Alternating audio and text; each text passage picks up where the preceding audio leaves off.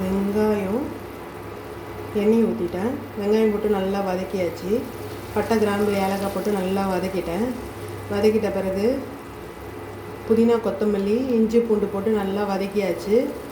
வதக்கிட்டு தக்காளியை போட்டு தயிர் மஷ்ரூம் போட்டு நல்லா வதக்கிட்டோம். வதக்கிட்டு மிளகாத்தூள் போட்டு நல்லா வதக்கியாச்சு. இப்போ இதில் 2 கிளாஸ் போட்ட அரிசி, இதில் 1க்கு 1.5 டம்ளர் தண்ணி, இதில் 2 கிளாஸுக்கு அரிசிக்கு 3 டம்ளர் தண்ணி ஊற்றினேன். இப்போ இதை நல்லா கொதிக்கிட்டோம். கொதி வந்த பிறகு அரிசியை போட்டு 20 நிமிஷம் அப்படியே தம்மில் விட்டுடலாம். இதை பாருங்கள், தண்ணி நல்லா கொதிச்சிச்சு.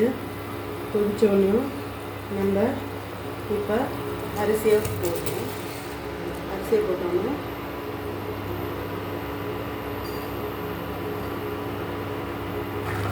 இங்கே பாருங்க, அரிசி லெவலாக வந்துச்சு. இப்போ நம்ம தம் போட்டு அப்படியே ஒரு 15 மினிட்ஸ் வச்சிடலாம்.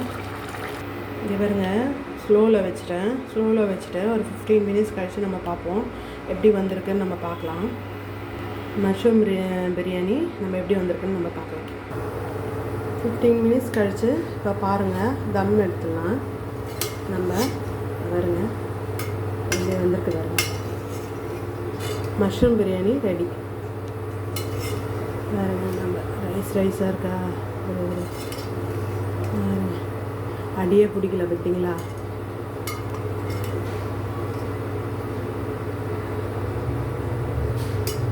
Mushroom biryani ready.